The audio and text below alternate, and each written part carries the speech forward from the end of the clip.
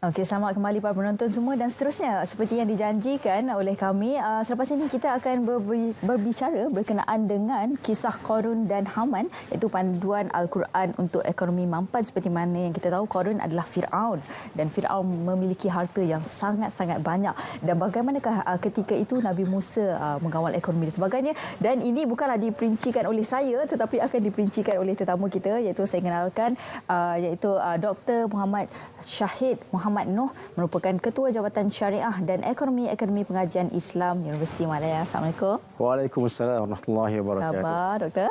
Alhamdulillah. Alhamdulillah. Sihat ya. Alhamdulillah. Baik, jadi bila kita bercakap tentang Qarun dan juga Haman panduan Al-Quran untuk ekonomi mampan, yang pertama sekali dalam Al-Quran ada menyebut kisah berkenaan dengan Nabi Musa. Banyak kisah ini diperincikan berkenaan dengan kejadian ataupun Qarun dan sebagainya dan juga Nabi Musa. Jadi untuk kita memahami dengan lebih dalam lagi berkaitan dengan ekonomi. Ustaz, silakan. Bismillahirrahmanirrahim. Alhamdulillah. Allahumma salli ala Sayyidina Muhammad wa ala alihi wa sahbihi ajma'in. Terima kasih kepada pihak RTM atas anjuran ini. Pertama sekali, bila merujuk kepada Quran Al-Karim, kita lihat tentang kisah Nabi Musa dan juga Bani Israel secara amnya. Dan juga Nabi Musa dan juga Fir'aun. Begitu banyak diceritakan berkali-kali surah Al-Baqarah, Ali Imran, Al-A'raf, Syu'ara dan sebagainya. Jadi apakah sebab Allah mengulangi hal ini? Itu poin pertamalah kita sebutkan. Pertama sekali kerana Allah Subhanahu Wa Taala ingin mengkhabarkan kepada kita yang Fir'aun ini ataupun Nabi Musa mewakili kekuatan ataupun satu elemen kebaikan ataupun hak. Manakala Nabi ataupun Fir'aun mewakili kekuatan elemen batil. Wa qul ja'al haqq wa dhaqal batil. Bila datangnya kebenaran akan terhilanglah ataupun terhapuslah kebatilan. Dan itulah gambaran yang sentiasa hidup ataupun wujud di alam kita ini sampailah mungkin pada hari kiamat, bahkan sampai kepada syurga neraka yang kita beriman dengannya, akan ada elemen baik dan buruk, negatif, positif sentiasa bergerak beriringan ataupun koexisten dalam masa yang sama. Oleh itu satu benda yang perlu diambil iktibar yang begitu banyak untuk umat Islam sampailah kepada hari kiamat tentang hal-hal ini. Baik, merujuk kepada ekonomi, dalam banyak-banyak kisah dalam Quran Allah sebut 3 kali kalimah Qarun, Ankabut, Qasas dan sebagainya. Cuma kita refer kepada surah Al-Qasas yang ayat 76 Allah mengatakan inna Qarun sampai habis. Ianya satu kisah sahaja yang Allah khususkan tentang Qarun, yang ketika itulah Allah ceritakan tentang kekayaan dia. Sebagai sedikit muqaddimah ataupun sedikit kita buat sedikit cross check dengan ayat-ayat lain. Kalau kita baca dalam surah Al-Kahfi sebagai contoh. Kahfi itu ada ayat yang menceritakan tentang kisah orang yang kaya dan miskin. Terbagi ashabul jannatain, iaitu seorang kawan dia kaya, ada kebun yang banyak, seorang yang miskin. Juga dalam surah Al-Qalam Allah menceritakan tentang 3 adik-beradik yang dia punya ayahnya kaya, ada kebun, tapi anaknya dia tu agak kedekut untuk bagikan zakat kepada orang miskin. Kesemua cerita itu ada kesamaan, iaitu Allah akan sebutkan tentang kekayaan terlebih dahulu. Kekayaan yang Allah kurniakan kepada mereka. Allah sebut wa atainahu minal kunuz. Allah kata kami datangkan kepada mereka kekayaan. Kerana itu semua merupakan satu muqaddimah kepada sifat manusia itu sendiri. Okey, beri dulu kekayaan baru kita akan tahu adakah bagaimana dia menguruskannya. Jadi itu di antara mukadimah lah, dan itulah nikmat yang kita ada hari ini. Nikmat datang dulu dan Allah tengok how kita gunakan nikmat itu. Itu. Jadi nikmat sebenarnya ujian juga sebenarnya Ustaz. Ya, betul. Semuanya lah ujian. Sakit ujian, nikmat ujian. Betul. Okey, dan bila kita bercakap tentang seperti yang Ustaz kongsikan tadi saya bacakan sikit, iaitu dalam ayat Al-Qasas, iaitu surah Al-Qasas ayat yang ke-76 yang bawa maksud, iaitu sungguhnya Qarun adalah ia dari kaum Nabi Musa, kemudian ia berlaku sombong dan zalim pada mereka, dan kami telah mengurniakan darinya berbagai jenis kekayaan dan anak-anak kuncinya menjadi beban yang sungguh berat untuk dipikul oleh sebilangan orang yang kuat sasa. Ia berlaku sombong ketika kaumnya berkata kepadanya, janganlah engkau bermegah-megah dengan kekayaanmu. Sesungguhnya Allah tidak suka kepada orang-orang yang bermegah-megah seperti lagakmu itu. Yep. Jadi kalau kita sama-sama nak buat simakan, para penonton boleh buka Al-Quran masing-masing di muka surat 394 ya Ustaz ya. Yes. Sama-samalah kita boleh mendalami dan juga memahami juga kan ayat ini insya-Allah. Dan sebenarnya apa lagi sebenarnya mesej yang ingin disampaikan oleh Allah SWT melalui ayat ini Ustaz? Okey, baik. Bila kita kaitkan ayat itu dengan maksud kita ekonomi yang mampan. Mampan ni makna yang lebih konsisten, tahan lama, lestari.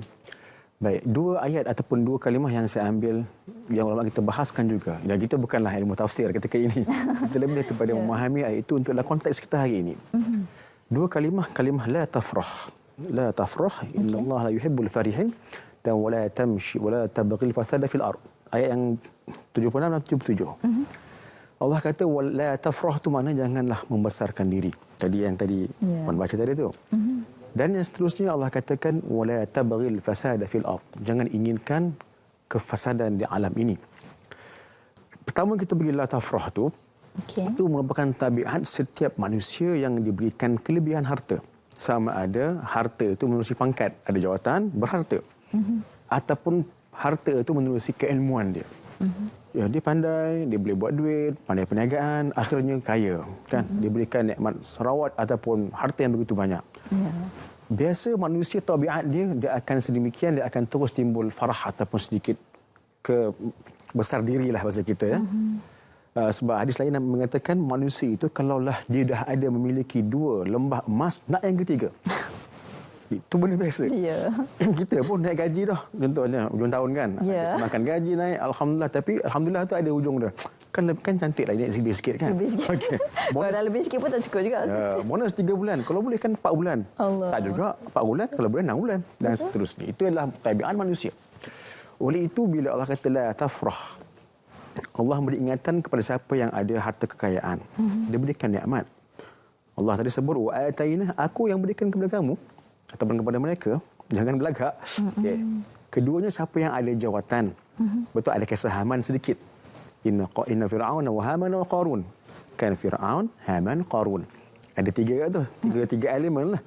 Kata ulama, Fir'aun dia punya main actor dia. Okey. Yang mengaku Tuhan tu. Dia kata, ana rabbukumul a'la, aku Tuhan yang paling hebat. Tu pengakuan dia lah. Allah kata, idhab ila Fir'auna innahu tagha. Pergilah kepada Fir'aun, itu manusia yang telah pun melampau. Tapi Fir'aun ini juga dibantu oleh Haman yang katanya sebagai menteri ataupun orang yang bertanggungjawab menyebarkan fahaman batil sampai menyembah Fir'aun. Okey. Manakala Qarun pula dipanggil sebagai memiliki kekuatan ekonomi yang menguasai perniagaan dan juga pasaran, yang juga memiliki sedikit kuasa politik di samping Fir'aun.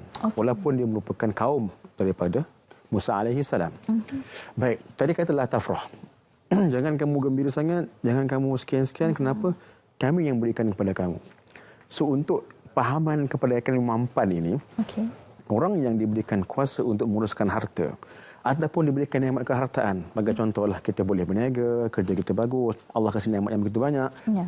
Bukan kita punya satu tabiat yang baik untuk kita. Yafrah ni makna kita berasa bangga diri. Dan kita menggunakan ke arah benda yang ke arah sedemikian, menunjuk kehartaan kita bukan untuk membantu manusia dan juga bukan mendatangkan kebaikan yang mampan untuk berterusan. Sebagai contoh, saya ambil kisah kalau kita baca The Fall of Roman Empire, kejatuhan Empire Rome sebagai contoh.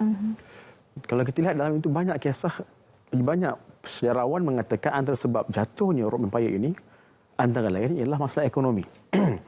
Antara lain ialah overspending ataupun menggunakan wang yang banyak untuk ketenteraan ataupun untuk orang-orang elit mereka. Hal yang sama juga pernah dikomen oleh Imam Al-Makrizi. Makrizi ini ulama Islam, wafat tahun 482 Masihi. Ia buat kitab yang begitu banyak tentang sejarah juga ekonomi. Walaupun tak detail tapi agak hebat karangan sejarah dia. Dia juga komen dia kata zaman dia itu berlaku inflasi yang dahsyat di Mesir. Bawah kerajaan Mamalik ketika itu. Dan dia mengkomen, dia memberikan komentar, dia kata antara sebab ialah kerana kerajaan ketika itu, bukan mana-mana kerajaan lah, ini ketika itu. Ketika itu, so saya disclaim lah. Ketika itu dia kata kerajaan terlalu banyak menggunakan wang untuk kepentingan kerajaan, ketenteraan dan mengawal keselamatan orang-orang yang tertentu. Yang akhirnya membuatkan Mesir meleset ekonominya. So itu kalimah la tafrah Allah sebut tu banyak dia punya message dan begitu luas dia punya pemahaman dan juga iktibar yang kita boleh ambil. Seterusnya kalau kita lihat kalimah yang kedua, Allah kata wala tabghil fasada fil ard, iaitu janganlah kamu inginkan kerosakan di alam ini. Ya. Dalam tempat yang lain Allah kata wala tufsidu fil ard, jangan rosakkan alam. Beza tu. Jangan inginkan kerosakan dan jangan merosakkan alam. Agak berbeza. Betul. Kerana orang yang ada harta ini dia mungkin tak jahat. Tapi dia mungkin ada yang jauh untuk merosakkan, mendatangkan kerosakan. Betul. Dia tak jahat. Dia tak letih pun tumbuk orang contohlah. Betul. Dia tak nakal pun, dia tak boleh pun buat. Dan dia mungkin orang yang lembut pun, maaf cakaplah ya. Orang yang baik, soft spoken, tapi ideanya boleh merosakkan manusia. Oleh itu bila kisah Qarun Allah sebutkan kemudiannya wala tabghil fasada fil ard. Jangan inginkan kefasadan. Sebab apa? Orang yang ada harta ini kadang-kadang dia fikir agak jauh dan mungkin boleh bawa benda yang fasad yang berterusan sampailah bila-bila. Wallahu a'lam. Oh, ya betul kan. Setiap daripada ayat Al-Quran tu ada mesej yang ingin disampaikan oleh Allah Subhanahu Wa Taala. Jadi untuk perkara ini, apa sebenarnya mesej yang ingin disampaikan oleh Allah Subhanahu Wa Taala kepada kita semua, Ustaz? Baik. Bismillahirrahmanirrahim. Bila tajuk kita ini ialah mampan, ekonomi mampan, saya lebih umumlah, tak semestinya pada pimpinan, bahkan mungkin juga peribadi ataupun individu, keluarga dan sebagainya. Ya, alhamdulillah kita telah pun melalui proses pasca Covid, insya-Allah taala. Mudah-mudahan semuanya akan selesai. Insya-Allah. Tapi yang paling penting ialah kelangsungan hidup kita, dan yang paling penting dalam hidup ini selain daripada kita punya keimanan dan sebagainya, itu ialah dipanggil pendiri hidup kita, qawamul hayah, iaitu pendiri hidup antara lain ekonomi. Tanpa ekonomi yang kukuh juga agak sukar untuk kita meneruskan kita punya kehidupan dengan baik. Oleh demikian daripada ayat tersebut kita ambil kisah itulah, kisah Qarun dan sebagainya itu. Sambil tadi kita bincangkan tentang tidak takabur, merancang dengan baik, menggunakan wang dengan betul, ataupun tidak diinfakkan kepada yang haram ataupun yang merosakkan untuk jangka yang panjang dan sebagainya. Benda yang paling penting untuk kita tahu adalah cara kita ini membuat satu, kalau kita kata individu, perbelanjaan. Kalau kerajaan, keputusan di dalam dia menggunakan kewangannya. Kerajaan takkan guna wang sikit-sikit. Bukan RM10, bukan RM20. Dia akan guna bilion ataupun milion. Setiap yang digunakan itu, sebagai contoh, bagi tadi saya mendengar dalam radio, kita punya Perdana Menteri menggalakkan pegawai kerajaan itu mengurangkan kos untuk program-program besar. Itu adalah benda yang agak baik. Walaupun bukanlah ia merosakkan total. Tapi ia satu penjanaan, satu sifat ataupun nilai yang bagus. Allah sebut dalam Quran ini ialah nilai. Allah tak kata pun cara pentadbiran dengan tepat. Tidak, sedemikian. Itu berubah setiap zaman. Tapi Allah berikan nilai. Nilai itulah yang akan memandu manusia, akan membina teknikalnya, operandinya, sebagainya, yang akhirnya menghasilkan hasil yang mempan ataupun yang jitu. Oleh demikian, nilai yang kita kena ambil, sama ada kita individu, kita keluarga, organisasi ataupun kerajaan, ialah kita memeriksa setiap apa yang dibelanjakan. Ini bahasa ekonomi lah. Belanjakan ataupun keputusan yang diambil itu bukanlah benda yang akan mendatangkan impact. Kalau setengah bahasa Islam, bahasa syariah ini panggil maqasid, yang lebih maqasidik dan lebih menepati maqasid yang ia berubah setiap zaman. Jadi setiap apa yang dibuat itu kita tahu apakah dia punya impak, implikasi dan juga dia punya kesan dia. Perlu itu benda itu lebih elok dikaji ataupun dibuatkan satu studi yang lengkap supaya dia tak menjadi satu beban pada orang yang akan datang. Kalau dalam fiqh ada dia panggil fiqh al-iftiradi. Fiqh ataupun sains kita kena menjangkakan sesuatu itu. Benda itu telah ada dalam Islam dan itulah benda yang perlu ada dalam setiap perancangan manusia, khasnya hari ini ekonomi, agar ia lebih mampan, lestari, berdaya saing dan juga memberi kesan yang baik untuk jangka panjang untuk orang yang akan datang, yang hari ini akan pergi. Ya, betul. Takutnya result ataupun decision hari ini akan menyusahkan yang akan datang. Benda itu yang kita tekankan itu. Dan Allah SWT membuktikan kepada kita dan 3 kisah tu. Tadi saya sebut awal-awal tadi, kisah Qarun, kisah Ashabul Jannatain dalam surah Al-Kahfi, dan kisah 3 orang yang diberikan nikmat ayah yang kaya, kebun yang banyak dalam surah Al-Qalam. Kesemua ending dia adalah sad ending ataupun pengakhiran yang buruk lah, ataupun su'ul khatimah. Akibat perancangan, akibat tindakan yang salah. Oleh itu benda itu kita ambil iktibar agar kita boleh dipandu ke arah kebaikan. minta nasihat, bincang, wa amruhum syura bainahum, kan Islam kata itu syura itu benda yang perlu, kan, dan juga meminta pendapat. Mudah-mudahan kita diberikan hidayah dan diberikan taufik insya-Allah taala. Wallahu a'lam. Wow, itu dia. Bagaimana sebenarnya kisah-kisah ini merupakan berlatar belakangkan daripada keluarga yang kaya dan juga individu yang kaya berharta lah. Jadi akhirnya seperti yang Ustaz kongsi agak menyedihkan bagaimana dia punya pengakhirannya agak menyedihkan. Mana kita semua tak naklah bermula dengan keadaan baik tapi berakhir dengan keadaan yang kurang baik. Jadi biarlah pengakhiran kita dalam keadaan yang baik, Ustaz, kan? Betul. Jadi kalau tadi kita ada fokus tentang berkenaan dengan kisah Qarun, dan bagaimana pula dengan kisah Qarun dan Haman, Ustaz? Okey, baik. Mungkin ada perinciannya juga. Ringkas juga. Ya. Masa kita agak mencemburui. Okay. Baik, Haman ni pula, walaupun Quran tidak sebut dengan detail lah, dalam tafsir kita boleh baca. Okey. Cuma ringkasnya Haman ni lebih kepada orang yang mencanang menasihati Firaun. Khususnya dalam bab-bab untuk mengekalkan kuasa. Okey. Oleh itu, kita boleh kata dua benda yang biasa dibahaskan bersama ialah politik dan ekonomi. Ekonominya mungkin kepada Qarun dan juga ekonomi politiknya kepada Haman. Okey. Dua kuasa ini sentiasa beriringan. Kalau satu je pun mungkin tak ada siapa yang merancang tentang politik ataupun tentang pelaksanaan. Tapi bila ada keduanya itulah dua benda yang boleh mengukuhkan sama ada kebaikan ataupun keburukan. Ya. Allah kata dalam Quran, la tattakhidhu bitanatan min dunikum. Kan, dengan kamu ambil bitanah ini penasihat kamu ini yang tak pedulikan kamu. Maknanya kalau kita ni, contohlah, ini sebab contoh. Okey. Mungkin di planet kot dia punya peristiwanya tu. Planet mana tak tahu. Pemimpin yang dibantu oleh dua perancang utama, pemikir politiknya dan pelaksana ekonominya, akan sentiasa stabil. Dua benda ini penting. Ekonomi dan politik penting. Tapi kalaulah kedua ini, sayap ini, menasihati ke arah kejahatan ataupun benda yang negatif, negatiflah hasilnya. Tapi kalau keduanya ini bawa kepada kebaikan, maka kebaikanlah akhirnya insya-Allah. Jadi itulah sebab dia disebutkan inna Firaun wa Haman wa Qarun. Ada setengah tempat Qarun, Firaun, Haman. Tapi dua tempat inna Firaun dulu, betul Haman dan Qarun. Cantik kan, maknanya Firaun tu ataslah. Atas. Hari kiri atas. Dibantu oleh dua sayap iaitu Haman dan Qarun, politik dan ekonomi. Ya. Itulah benda yang boleh kita fahami. Tapi hasilnya negatif sebab pembawaannya negatif. Sebaliknya dipahami kalaulah positif, insya-Allah kita doakan kebaikanlah. Insya-Allah. Wallahu a'lam. Itu dia. Mungkin ada sedikitlah kesimpulan daripada Ustaz berkenaan dengan topik kita berkenaan dengan kisah Qarun dan Haman, panduan Al-Quran untuk ekonomi mampan. Baiklah. Sedikit nasihat saja. Mungkin saya di sinilah saya al-faqir. Perkara pertama yang Allah sebut, bila Allah sebut tentang kehartaan di alam ini, Allah kata wa ataina wa razaqna, maksudnya kami yang berikan kepada kalian. Segala nikmat kesihatan, kebaikan, kekayaan, keilmuan dan lain-lain, semua itu merupakan nikmat Allah Subhanahu Wa Taala yang kita kena sedar. Itulah benda yang paling penting, kita kena aware. Bukti itu Allah bagi, kita boleh hilang bila-bila.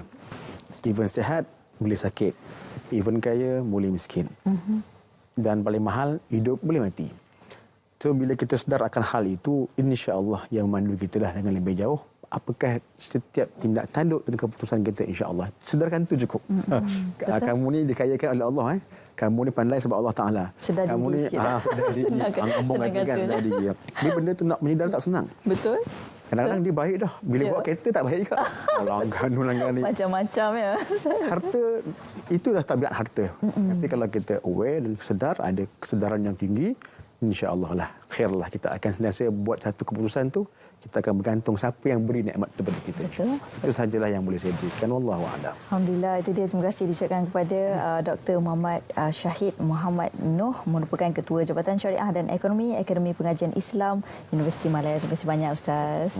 Di atas perincian tersebut, banyak yang boleh kita ambil iktibar daripada kisah dan juga perincian tadi. Dan moga kita sama-sama doa di hari Jumaat ini, moga kita kita meninggal dalam keadaan husnul khatimah insya-Allah, dan moga semuanya dalam pengakhiran yang baik insya-Allah. Baik, dan seterusnya kita